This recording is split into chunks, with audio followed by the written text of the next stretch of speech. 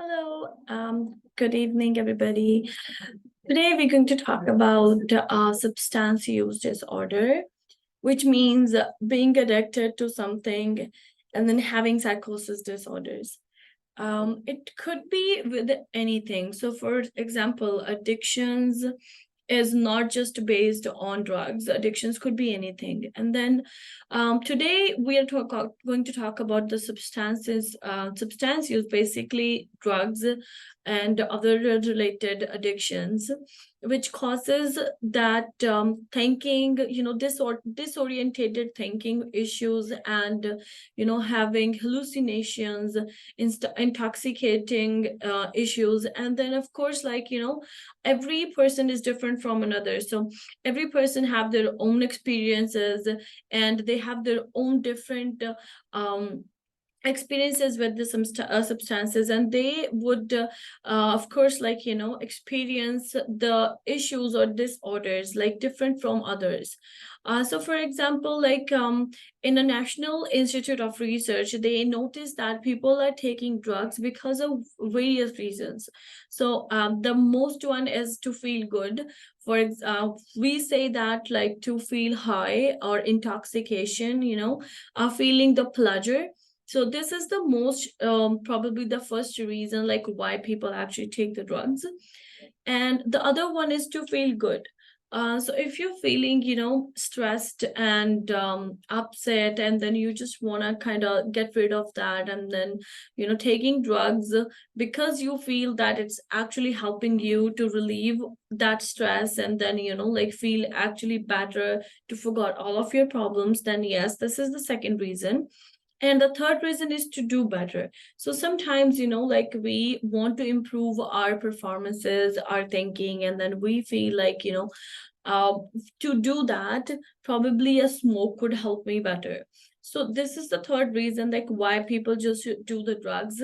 And they feel like because of that, they can actually do better. And then slowly, it get to that addiction. And the fourth one is the curiosity or the peer pressure.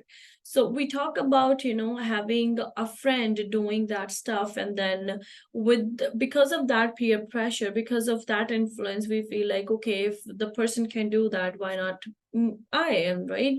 So these are the major issues, like what the institute actually found, that people who are actually using drugs, why they're abusing it.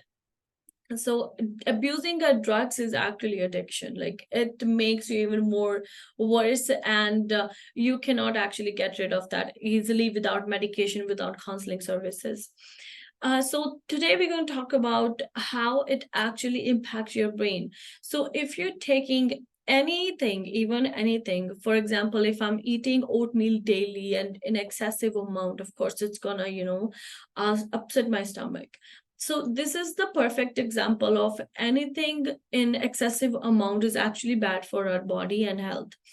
So yeah, like if you're taking drugs, if you're doing probably, heroin, smack, or if you're drinking alcohol daily, it's actually impacting you a lot, and then that impacts directly on our brain. Because with those drugs, your brain actually start processing sometimes slowly or probably hyperactively. So our brain feels like, okay, the artificial energy what we are actually providing to our brain, it's kind of causing the puzzleness.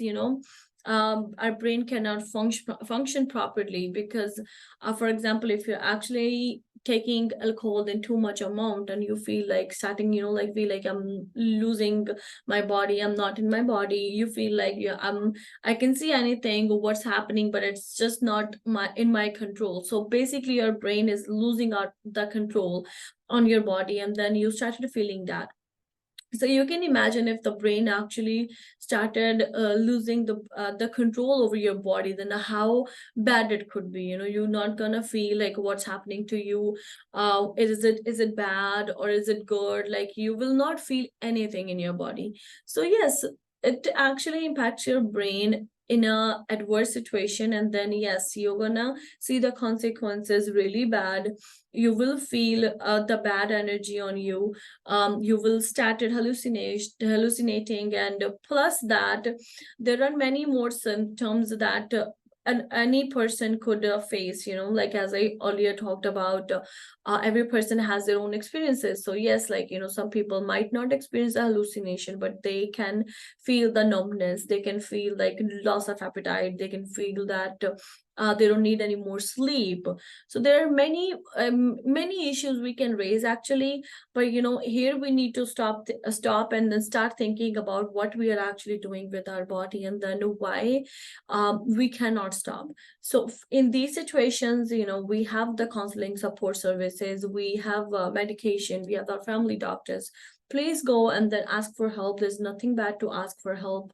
They can actually help you with the counseling support, and plus the medication support to actually make you even feel better. Thank you.